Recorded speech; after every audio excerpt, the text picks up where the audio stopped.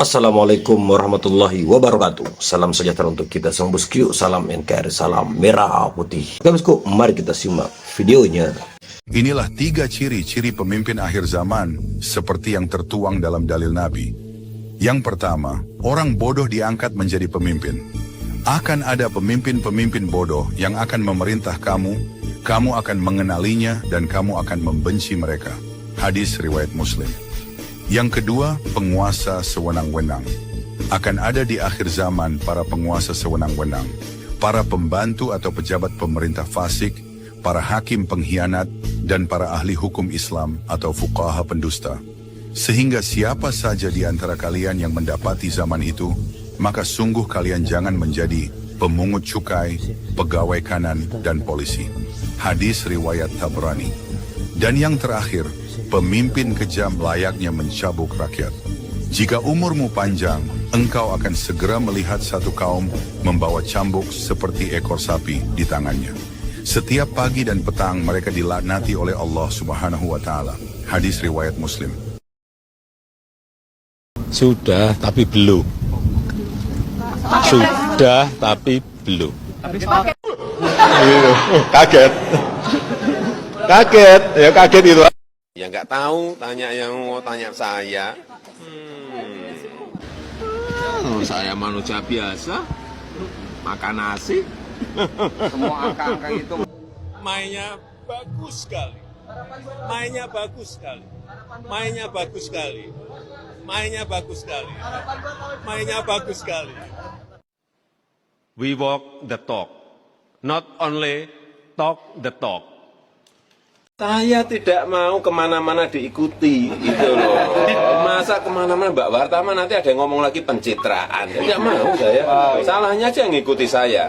Saya mau kerja, jangan diikuti kemana-mana. Saya sampaikan kantor lagi gimana Pak? Tadi ya saya mau ke puskesmas ya. Itu saya nggak mau ngomong siapa-siapa. Kalau ada tadi yang tahu ya salahnya yang tahu gitu aja. Wartawan. Pak, soal menghidupkan. Jangan saya sampai ada pendapat nanti saya kemana-mana ngajak media, enggak, saya nggak pernah ngajak. Media aja ngikuti. Ini bukan pencitraan ya Pak, tapi kerja bener Pak ya. Loh, saya mau kerja, salahnya aja pada ngikutin. Kemana-mana pada ngikutin. Segini ini hanya ada seperempat tadi. Berapa ratus tadi? Ngapain ngikuti saya? Saya ini mau kerja. Jangan pada ikut. Bener Pak. Itu gimana? Repot kan? Hewan apa yang suka merusak tanaman petani? Jokowi! Reptil apa yang suka dipelihara manusia? Jokowi! Hewan apa yang suka menggerogoti kayu? Jokowi! Benda apa yang ada rantainya? Jokowi! Hewan apa saja yang sering kesetrum listrik? Jokowi!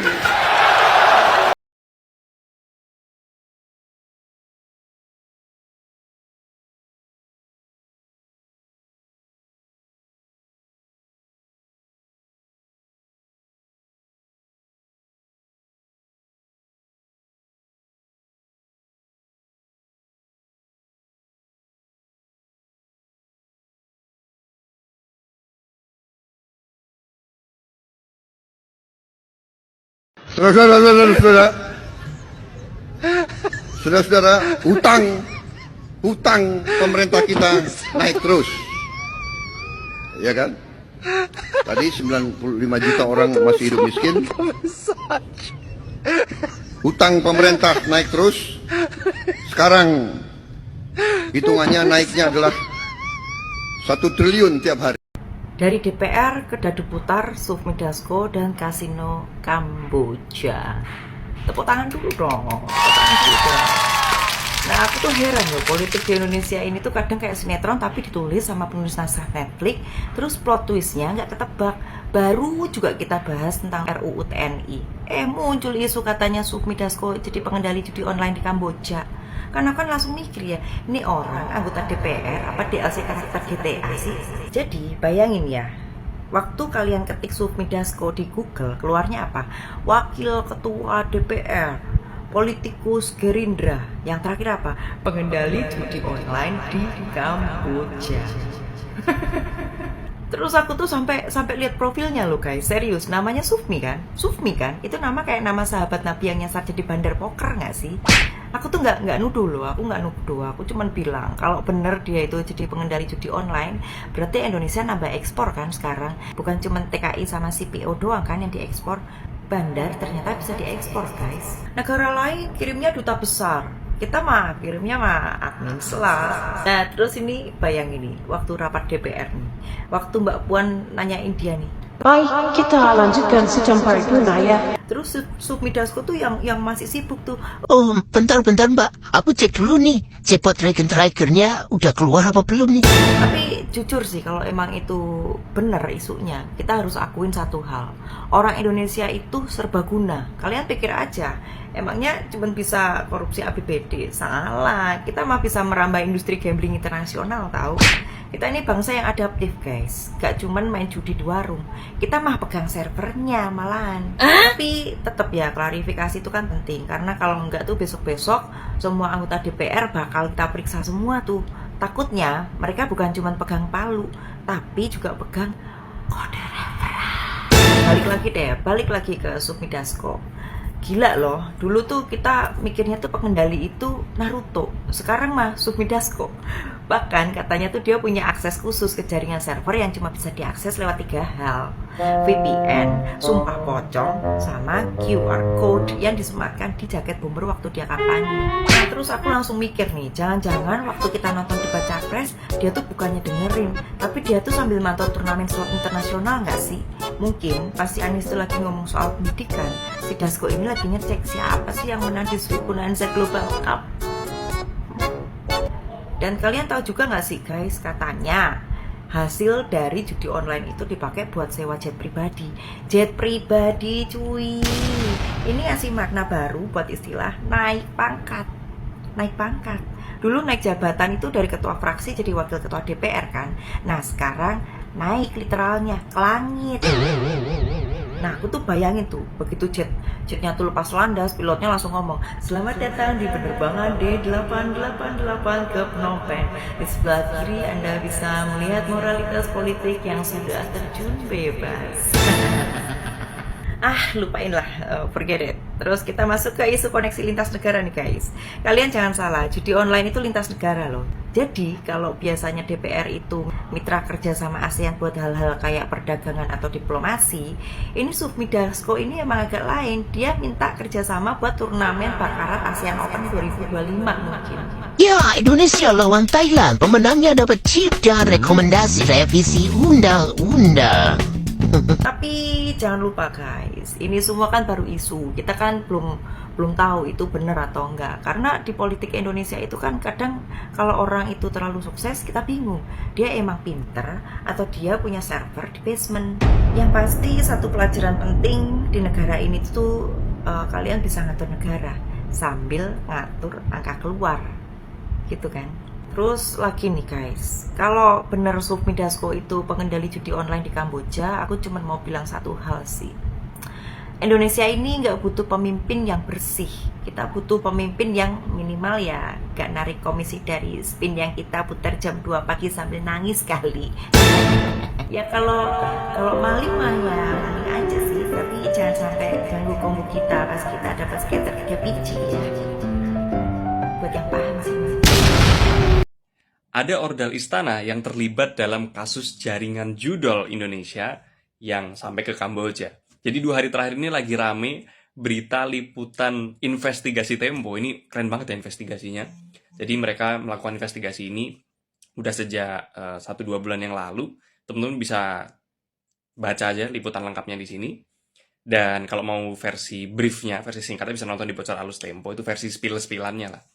Dan ini ngeri-ngeri sedap ya, Tempo ini udah dikirimin kepala babi, udah dikirimin bangkai tikus. Mereka nggak kapok-kapok. Mereka tetap terus pokoknya cari, terus menguak kebenaran. Dan ini membuat kita bertanya-tanya, netizen udah pada bersuara sih.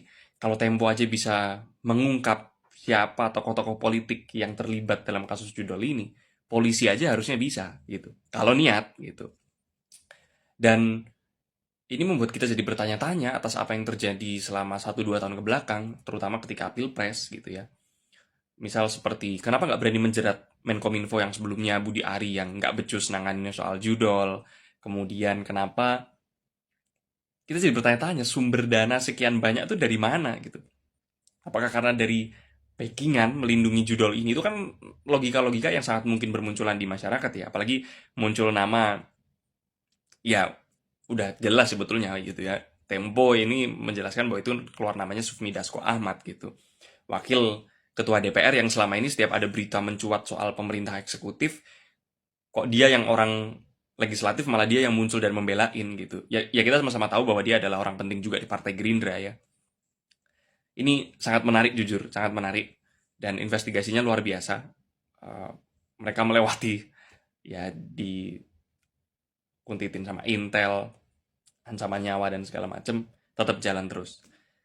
Ya kita lihat perkembangannya akan seperti apa, tapi menurutku sih nggak akan dikulik lebih dalam ya, karena simpel aja kalau misal merasa bahwa dan ini ya aku paling males kalau ada pendukung buzzer atau 02 yang, atau pemerintah lah gitu ya, penjilat pemerintah yang ngatain, ngapain percaya sama Tempo apa segala macam. Ya sederhana aja, kalau kalian itu nggak setuju dengan investigasinya, ya bantahlah metode investigasinya. Nyatanya sampai sekarang Dewan Pers itu mengakui kok metode investigasinya Tempo gitu. Kalau misal memang nggak terima dengan investigasinya Tempo, dianggap fitnah atau apa segala macam, nyatanya Dasko di beritanya itu, di liputan tersebut, Dasko udah dihubungi sama Tempo, nggak mau ngasih klarifikasi. Kalau memang dia salah, apa kalau memang dia ternyata bukan orang yang sangkut paut sama judol, tinggal menjawab aja minta liputannya Tempo itu. Enggak, saya nggak gitu, buktinya ini. Sesederhana itu aja. Jadi nggak usah denial, nggak usah kabur. Nalar berpikirnya ya, dipakai aja gitu. Itu sih teman-teman. Jadi ayo mari berpikir, yang kalian misal masih mendukung pemerintah atau Gerindra atau legislatif ini gitu ya. Jadi kita harus menyerang ke atas gitu. Mereka udah jelas-jelas ada tercium bau-bau keterlibatan dengan judol, masa masih mau dibelain gitu. Ya aku juga nggak tahu sih seberapa banyak di akar rumput yang belain, mungkin karena dia juga ikut judol ya. Semua pemimpin, termasuk Presiden Indonesia, tidak ada yang luput dari kesalahan atau kebijakan yang kontroversial. Menurut gue itu wajar, karena kita hidup di negara demokrasi dengan masyarakat yang beragam. Nah, tapi kenapa hanya Jokowi yang menjadi target kebencian yang sangat intens dan berkelanjutan jika dibandingkan dengan Presiden Indonesia lainnya hingga saat ini? Pertama menurut gue adalah karena adanya harapan tinggi yang tidak terpenuhi. Ingat, Jokowi itu naik kekuasaan dengan pencitraan masuk gorong-gorong, dengan berpura-pura menjadi orang biasa, yang dekat dengan rakyat. Bedalah sama elit politik tradisional. Nah, hal itu menciptakan sebuah harapan besar bahwa dia akan membawa perubahan yang signifikan. Jadi ketika banyak kebijakannya justru melenceng, seperti proyek IKN, Undang-Undang Cipta Kerja, atau dirusaknya demokrasi dengan memaksakan Gibran maju sebagai wapres, maka kekecewaan rakyat menjadi lebih mendalam dan berlipat ganda. Karena kontras banget dengan harapan yang dijual di awal. Jadi rakyat merasa sudah dikhianati oleh Jokowi. Alasan kedua adalah karena apa yang Jokowi tidak pernah perbuat, yaitu Jokowi gak pernah minta maaf loh atas semua kelakuan dan kebijakannya yang udah bikin rakyat susah. Ini artinya dia nggak pernah mendengarkan dan tidak menghargai suara rakyat.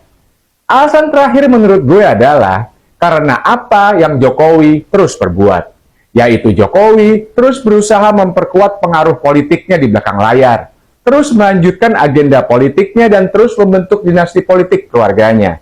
Jadi artinya melalui Gibran sebagai wapres dan melalui Presiden Prabowo yang berteriak, "Hidup Jokowi!"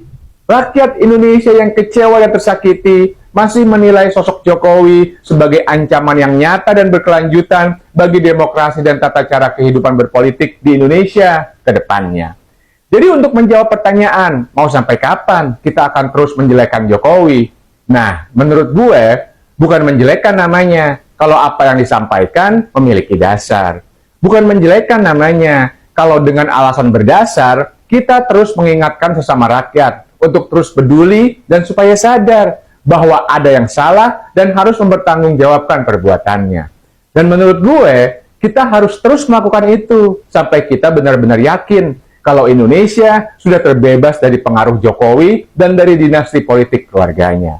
Menurut gue, Jokowi nggak perlu lagi lah minta maaf. Karena yang rakyat butuhkan sekarang adalah pengadilan Jokowi, bukan permintaan maaf Jokowi. Salam semangat antitesa 24.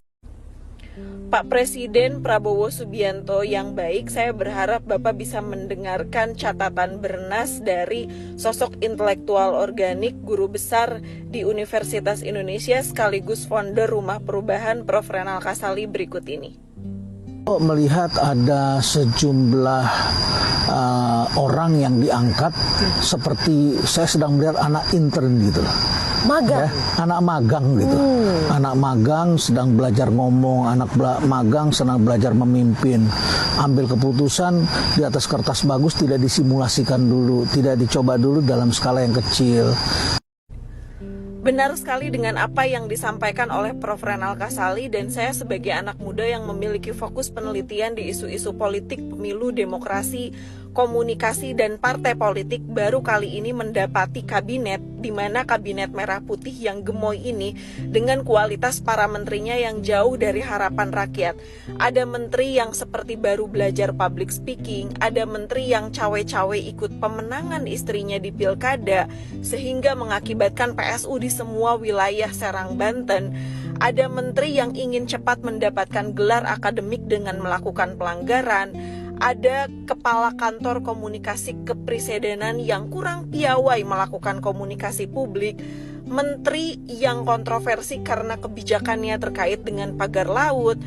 Ada juga menteri yang memasukkan sejumlah kader partainya dalam tim pengurus atau Operation Management Office Forestry and Other Land Use NetSync 2030 yang berhonor puluhan juta, dan kemudian masih banyak lagi yang lainnya.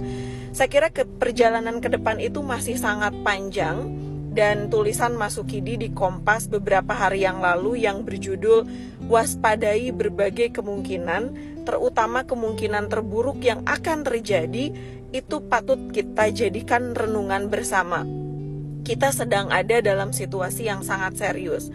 Kata Mas Sukidi, Indonesia itu sedang bergerak ke situasi yang membuat cemas, karena yang merusak Indonesia, negeri kita ini, ternyata bukan dari kekuatan asing, melainkan dari diri bangsa Indonesia itu sendiri.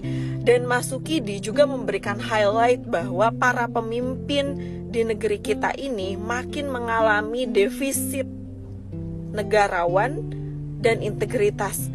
Praktek normalisasi konflik kepentingan antara kekuasaan dan bisnis, antara negara dan partai, dan bahkan antara bangsa dengan kekuatan ormas keagamaan, itu juga kerap kali terjadi.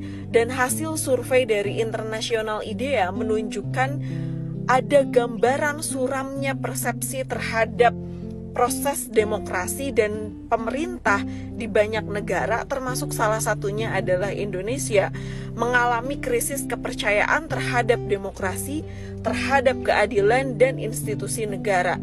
Seperti kata Mas Suki di dalam tulisannya, bahwa kita harus siap dan waspada dengan segala kemungkinan.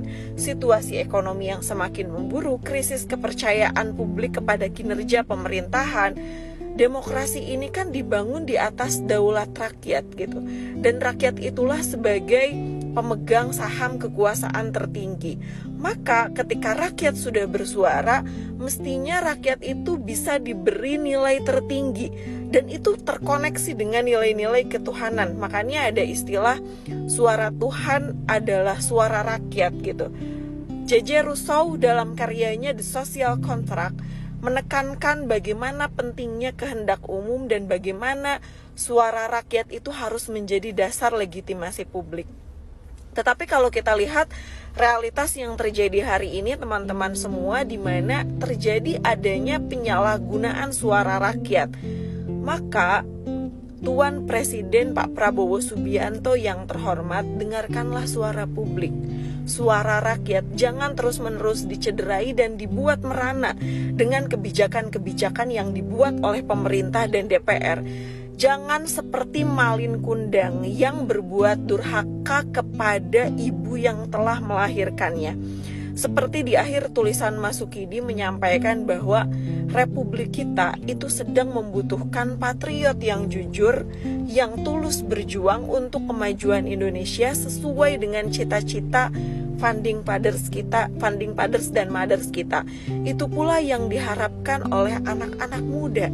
Dan kita tentu berharap ke depan tidak ada kata terlambat selama memang para pemimpin kita ingin memperbaiki kondisi demokrasi ini, apalagi di tengah tantangan global, kondisi ekonomi, sosial, politik, budaya, geopolitik kita yang semakin mengalami tantangan yang cukup besar. Maka bagaimanapun pemimpin harus memiliki itikat baik untuk bisa memperbaiki bangsa ini. Bagaimana menurut pendapat teman-teman?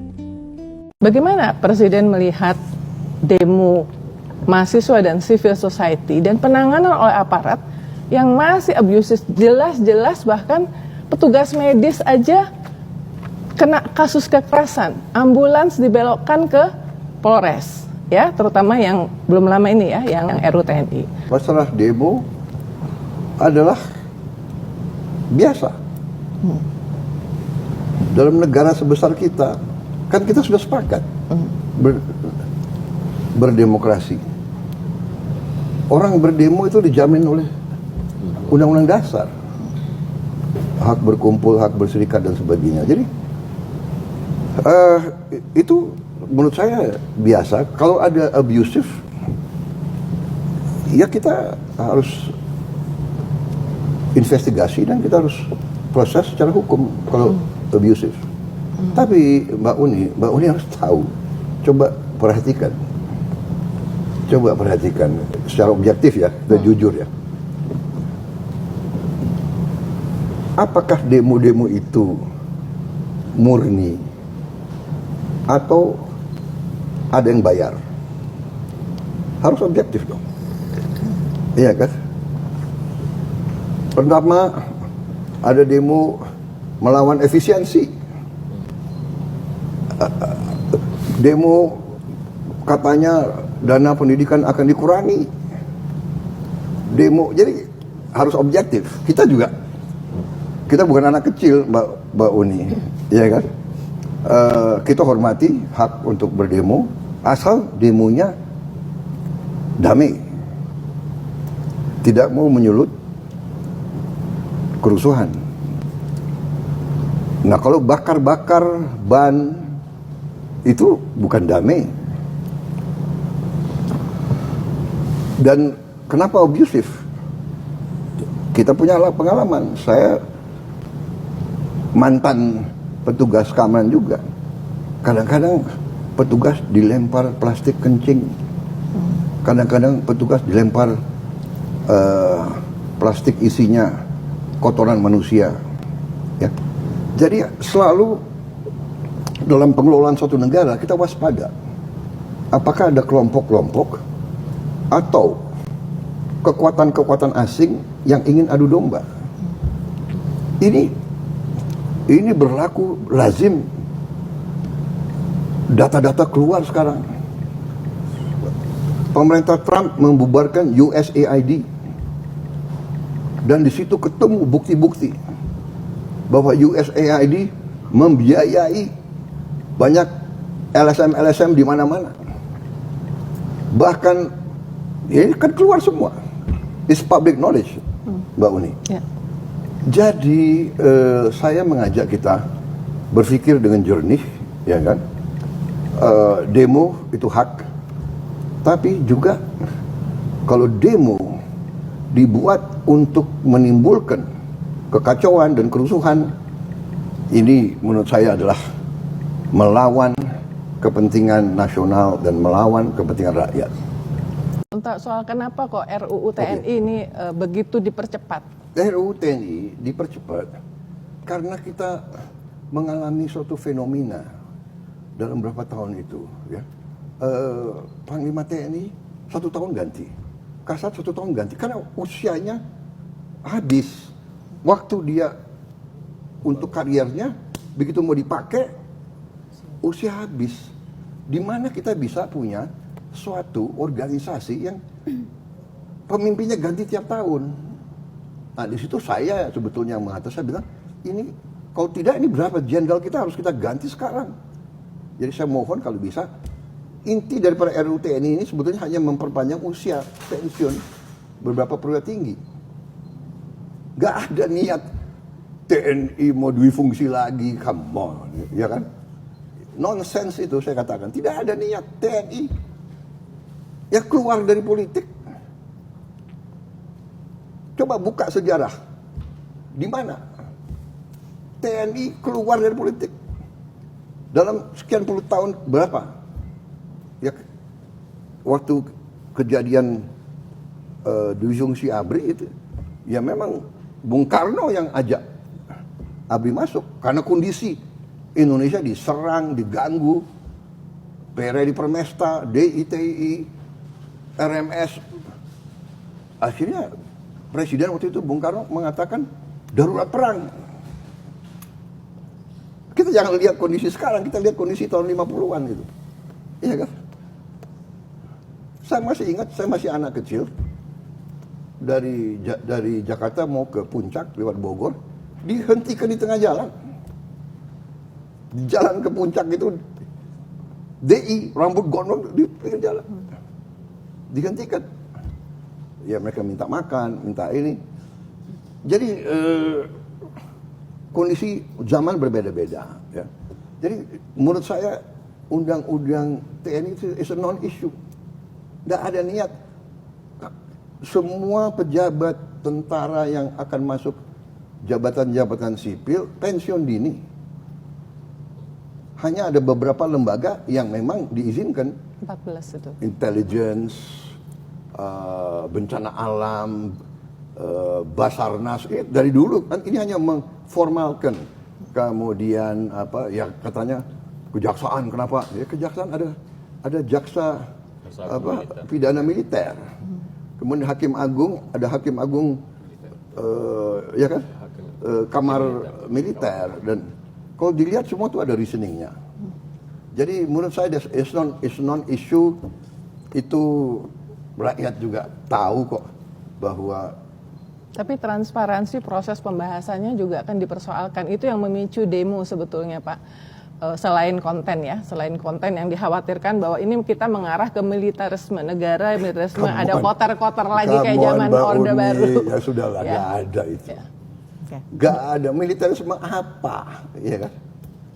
Militarisme apa? Kenapa orang nggak ribut kalau Thailand itu kudeta berkali-kali kok? Kenapa nggak? Anda ngerti nggak ada itu? Militarisme apa? Jadi, saudara, kalau Anda tanya secara objektif ya, bikin survei, tanya rakyat, lembaga mana yang paling dipercaya oleh rakyat? Jangan elit intelektual di Jakarta yang punya akses, yang ya kan, yang banyak punya pandangan-pandangan tertentu gitu ya. Menurut saya bias gitu loh, selalu memandang dengan sakwa sangka, dengan curiga gitu. Memang TNI sih Pak, selama ini survei-survei mengatakan TNI, cuman ada alasannya kenapa TNI itu nomor 1, karena sejak reformasi TNI itu kembali ke barak itu, dan kemudian lahir dari rahim rakyat. Jadi image itu yang membuat TNI itu selalu nomor 1 di survei. Nah dikhawatirkan kalau misalnya makin banyak. Mbak Uni, yang bawa kembali ke barak siapa? Saya mau tanya. Reformasi. Yang bawa kembali TNI ke barak itu siapa? Pemimpin TNI sendiri. Ya. Okay. Kita sadar waktu itu, Pak Wiranto, Pak Yudhoyono, ya kan, Agus Wiradikusuma, termasuk saya yang dorong. Saya pertama di dalam TNI yang mengatakan civilian supremacy. Saya tunduk dan saya buktikan bahwa saya tunduk kepada pemimpin sipil. Saya diberhentikan oleh Pak Habibie, siap. Padahal saya pegang pasukan terbanyak. Jadi jangan salah, jangan selalu pakai narasi yang selalu, ya kan? Menurut saya kita objektif, rakyat itu masih percaya sama TNI. Iya, baik. Karena apa? Tidak hanya itu. Kalau ada bencana alam, siapa yang pertama kali? TNI. Kalau ada ribuan orang mayat waktu di Aceh, siapa yang angkat? Jadi kita harus objektif yang benar. Siapa yang jaga republik ini? Malam Natal, tahun baru, ya kan? Lebaran, mudik, TNI, Polri, ada kekurangan, ada unsur-unsur yang, ya semua lembaga kita, ada hal-hal yang tidak baik. Ini tanggung jawab kita bersama, mari kita perbaiki. Saya tegas terus di TNI, di Polri, beresin, bersihkan diri kalian. Baik. Sebelum nanti saya ambil tindakan atas nama sebagai mandataris rakyat. Ya, baik. Terima kasih Bapak, terima kasih. Oke bosku, gimana tanggapan kalian terkait video tersebut? Ya mohon maaf sebelumnya ketika ada suara ini apa ngeng. Oke, silahkan tanggapi di kolom komentar. Sampai jumpa di video selanjutnya. Assalamualaikum warahmatullahi wabarakatuh.